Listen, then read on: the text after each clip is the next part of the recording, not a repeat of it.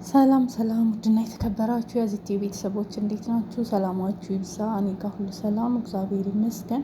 ስለ ሌይላ እባካችሁ ሁላችንም ድምጽ እንሆን ማለት ነው። ሌይላ ኑርሰሙ ከሞትና ከህይወት መካከል ላይ እንዳለች ሰምታችኋል። እንግዲህ የተሰበሰበው ገንዘብ ማለት ነው ተከፍሏል የተባለው እንዳልተከፈለ እየተናገሩ ነው ያሉ። ልጅቷ እዛ ያሉ ሰዎች እንደተናገረች ከሆነ አልተከፈለላትም እየተባለ ነው። እንግዲህ ብሩንም የያዘው ሰው ደግሞ ጠፍቷል እያሉ ነው። ያም ሆነ እና አቡ አሚራ መጀመሪያ ጨብጭባችሁ የሰው ገንዘብ የወሰዳችሁ የዚች ልጅ ደም ይፋረዳችኋል እና እባካችሁ ነፍሷን አድኑ። እባካችሁ የዚህ ሁሉ ሰው እንባና የቤተሰብ እንባ ለእናንተ ጥሩ አይደለም። ለልጆቻችሁ ነገ ይደርሳል ማለት ነው። ሁላችሁም ድምጽ ሆኑ በእናታችሁ። ሁላችንም እንጮህላት ለዚች ልጅ። በጣም ያሳዝናል። እንግዲህ ሰምታችኋል ያለችበትን ነገር ማለት ነው። በጣም ልብ የሚሰብር ሁኔታ ውስጥ ነው ያለችው እቺ ልጅ። ልጅቷ ከሞተች ብሩ ይመለሳል ለቤተሰቦቿ? ጥያቄ። ብሩ ይመለሳል? ልጅቷ ሞት አፋፍ ላይ ነው ያለችው። እውነቴን ነው የምላችሁ፣ ነገ ታያላችሁ። ከሞተች ግን ብሩ ኮሚቴዎች ልብ በሉ። ልጅቷ ከሞተች ብሩ እንዲመለስ ተረዱ። በኋላ እኛ እናቅም አያዋጣም። ኮሚቴ የተባለ ሁሉ ማለት ነው እንጠይቃለን። አሁንም እኮ በዚህ ሰዓት ሞታም ቢሆን እኮ የምናውቀው ነገር የለም። እስክትሞት እየተጠበቀ አይደለ ገንዘቡን ለመብላት።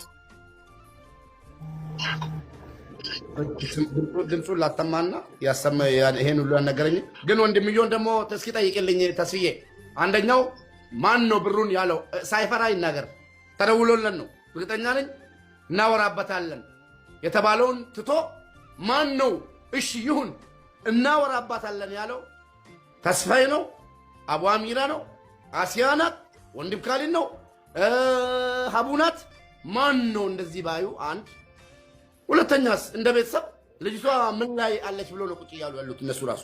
እነሱ ራሱ ምን ብሎ ነው ቁጭ እያሉ ያሉት? ሶስተኛው ደግሞ ብሩ 13 ሚሊዮን የተባለው 9 ሚሊዮን የሚለውን አሁን ሰልቼ የተነሳው እንዴት ነው ይሄ ነገር? እቺን ጥያቄ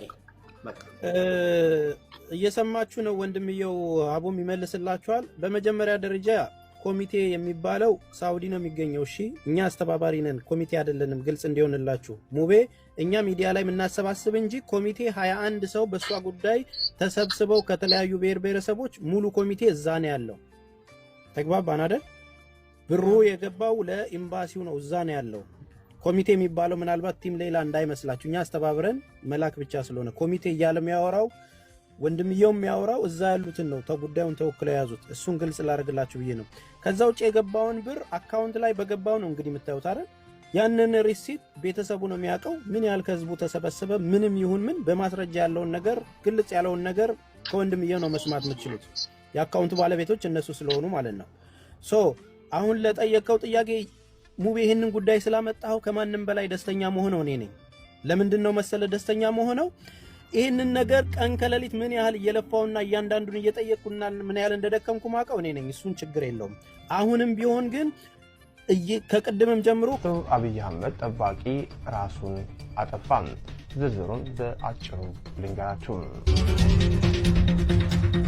ጉዳዩ የተፈጸመው ካሳንቺስ በተለምዶ ጠማማ ፎቅ ተብሎ የሚጠራ አካባቢ ነው። እዛ አካባቢ ላይ ከፍተኛ የሆነ የህዝብ ግርግር ይሰማል። የዘሀበሻ ዘጋቢም እዛው ነበር። የአብይ አህመድ ጠባቂ የሆነው ይሄ ቀይ ለባሽ ሪፐብሊካን ጋርድ የአራት ልጆች እናት የሆነችን ሴት ገሎ ራሱን አጥፍቷል። የአይን ምስክሮች ለፖሊስ እንደተናገሩት ከሆነም ይህ የሪፐብሊካን ጋርድ ከዚች ከአራት ልጆች እናት ጋር ውሉ ያለየ ግንኙነት ነበራቸው። ሆኖም ከጊዜ ወዲህ ሴቷ ግንኙነታቸው እንዲቋረጥና ካሁን በኋላ አትድረስብኝ ትለዋለች። እሱ ግን በጣም ይገፋል። ከዛ በኋላ ልጇን ወደ ትምህርት ቤት ለማድረስ የዘጋጀችበት ባለችበት ሰዓት ላይ እሷን በጥይት መቶ ራሱን በጥይት ገደለ። እሱ ወዲያውኑ ህይወቱ ቢያልፍም እሷ ግን ህይወቷ አላለፈም ነበር። የአካባቢ ነዋሪዎች አፋፍሰው ቀጥታ ወደ ዘውዲቱ ሆስፒታል ወስዷታል። ሆኖም ዘውዲቱ ሆስፒታል ደርሳ ገና ሕክምና ሳይደረግላት ህይወቷ እንዳለፈ ነው የዘሀበሻ ምንጮች የነገሩን። የአራት ልጆች እናት የልጆቿ አባት ህጋዊ ባሏ በአሜሪካ ነገር ራሳይሽ ነበር። ቆይ ለመበጥበጥ ነው እኔ ነው መበጥበጥ ሳይሆን ሮሚ አንድ ነገር እኔ ሮሚ ታውቂያለሽ፣ እኔ ሮሚ አታስብ። በእውነት ነው የምነግርሽ ሆን ብሎ ለመበጥበጥ በየቤቱ ነው የሚያስገባው። ሀሳብን እንዳይሰርቁ አስገቡልኝ ሳልል አንድ ሰው እንዳታስገቡ። ሰው አታስገቡ። ሮሚ ምን መሰለሽ የሚፈልገውን ነገር ልንገርሽ። እሱ ወደሚፈልጉ ጓደኞቹ ጋር እንድገባና እሱ ጋር ቪው ተሰብስቦ ለማውራት ነው የሚፈልገው። ገባሽ? በየቤቱ ነው የሚሄደው፣ በየቤቱ ነው የሚከተለው። የገባውበት ቤት ይመጣል። ወዶ ነው እንዴ? ወደው ነው? ምን አውቃለሁ። ጀላውን አሰራ ሲባል እኔ ለሴት ነው ያሰራሁት፣ ለሱ መሰለው መሰለኝ እኮ እንዴ። ወንዶች አሁን ከአጂ ጋር የምትቃወሙ ሸቀጡን ያሰራው እሱ ለራሱ ፈልጎት ነው፣ ለወንድ ልጅ አይደለም። እየተከተልክ እንደ ሴት አትልከስከስ። ማስታወቂያን የሰራችሁለት የአዲስ አበባ ልጅ ነው። ማሰራት የምትፈልጉ በውስጥ እየደወላችሁ ዶክተር ኮሚሽን እየያዘ ያገናኛችኋል። ሌላ ምንም ታሪክ አታመጣም። እንደ ኢትዮጵያ ለእኛ አዲስ ነገር ሆኖብናል። ኦፍኮርስ እኔም አዲስ ነገር ሆኖብኛል። ለዚህ ሀገር ለኢሮፕ ላይ ለምንኖር ግን ኖርማል ነው።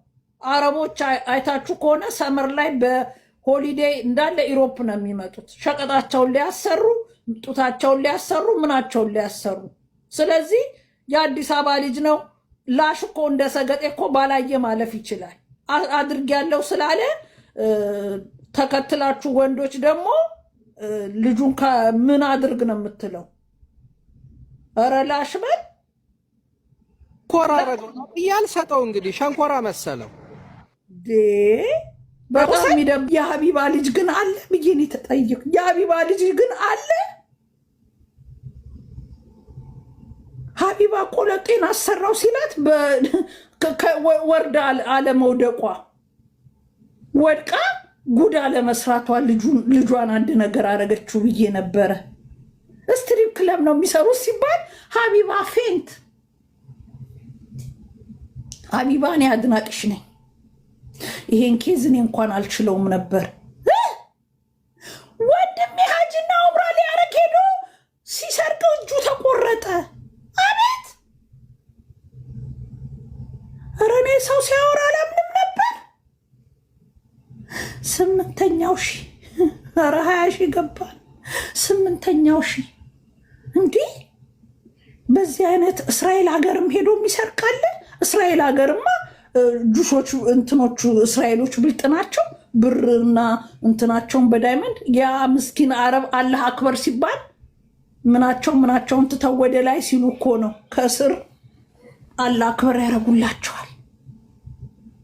የአዲስ አበባ ማፊያ ሄዶ ማለት ነው።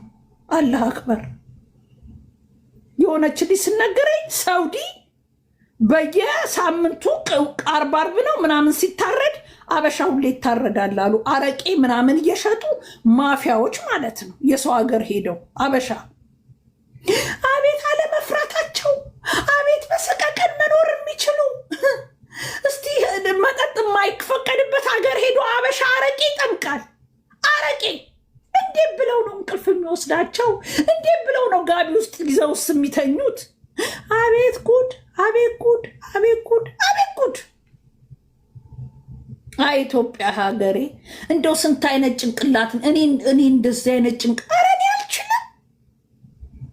አልችልም እኮ ነው የምላችሁ።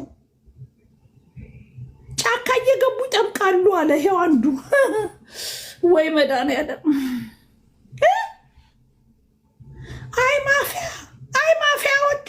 አይ ማፊያዎች! የጣሊያን ማፊያ እንኳን በዚህ ወሬ በቀደም ወሬ የጣሊያንኛ ቢሆን ኖሮ የጣሊያን ማፊያዎች ቁጭ ብለው ያዳምጡ ነበር።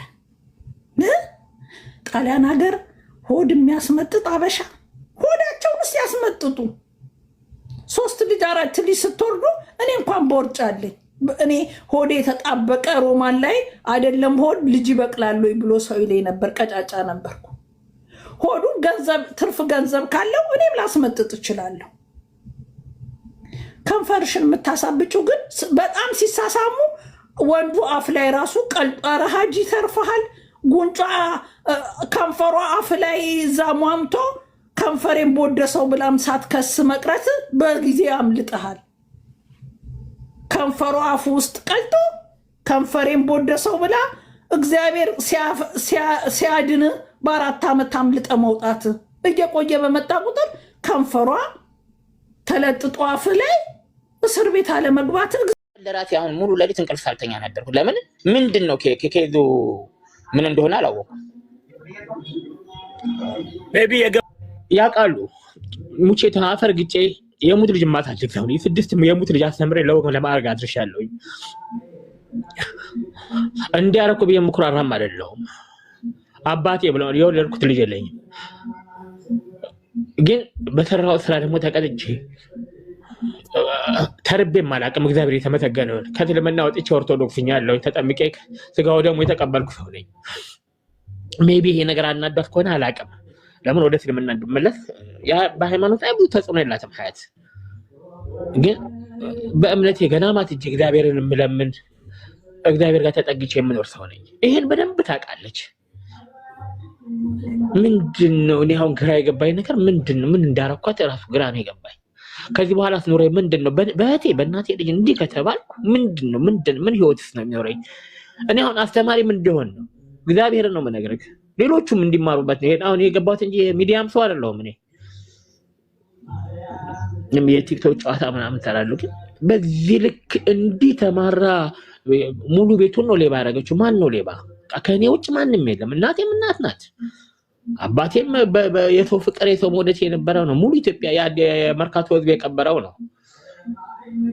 ከድርም በጣም የታናሽ በጣም ተጫዋች ቀለኛ ነው። 22 ላይ የማያውቀው ሰው የለም። የከድሮ ወንድም ነኝ ስል በሱ የምከበር ሰው ነኝ። ሀጂ ተደባዳቢ ነው፣ ህልከኛ ነው። ቀን ችግሩ ፈተን ወተናል። ይሁዳ አሁን ይሄኛው ወንድሜ ተበድሎ ተሰብቶት ማንዚ የመጣው ነው ያልሰማው። ሙሉ ማአት ሰው ደውሎ ነው ነይ ግቢ ያረ ወንድምሽ ሲሉኝ ምን ጉድ ነው ብዬ ነው ጆይን ያደረኩት። አሁን ነው የተነሳሁት። ከንቀል እንዴ ጉድ ነው ካመጣሽ አንድ ጊዜ አንድ ጊዜ እኔ ይቅርታ አንድ ጊዜ አንድ ጊዜ ታዳምጪ። አሁን ይቅርታ ምናምን የሚባለው እንኳን ኢሮፕ ነው ያለሽ ሴትዮዋ ስለኔ ስትጠይቀሽ አላውቅም። ምን እውነት ይሄን ነገር የ30 ዓመት ታሪክ ስለነገርሻት ነው አንቺ እውነተኛ ሰው የምትባዩ? አሁንም እየተረቀ ነው። አሁን አንድ ጊዜ አሁንም እየተረቀ አሁን እኮ እኔን እስር ቤት አስከተሽኛል። አንቺ አሁንም በሌብነት ላይ ያለ ነው ያልሽው። ምን አይነት ወሬ ነው የምታወራው? አሁን ነው የተፈታው። ይሄ ነገር ሶስት ሳምንት ታስሮ ይሄ ታዲያ ውሸት ነው ወንድሜ? አሁን አንተ ትማራለህ ከዚህ በኋላ አሰርክም። በምንድን ነው ይወዳ በዚህ 30 ዓመት ስንት ኢትዮጵያ ሰርቀህ ጠይቀው እስኪ ሀያት በምንድን ነው ሀያት ታውቂዋለሽ ወይ የታሰርኩበትን? የታሰርከው ስልሰል ቅጅ ተይዘህ መኪና ውስጥ ራስህ እኮ ነው አለ እኮ ፍርድ ቤት እኮ ማምጣት ይቻላል። የታሰርኩበት ለምን አላሳይሽም? ይኸውልሽ ወንጀሌ እኮ የተፈታሁበት እኮ ወንጀል አለ። አሁን አብራውን አላሳይም። ማንም የሚያነባው ነው። አንቺ እንደምትይው በሌብነት አይደለም። ይኸውልሽ የጦር መሳሪያ ይዤ ነው የተያዝኩት። አንቺ እንደምትይው አይደለም። ምን አውቃለሁ እኔ ይሄን እኮ ነው እኔ ምን አይነት ሰው መሰለህ? እኔ ከደፋሪ ጋር አልቆምም፣ ከደብዳቢ ጋር አልቆምም፣ ከሌባ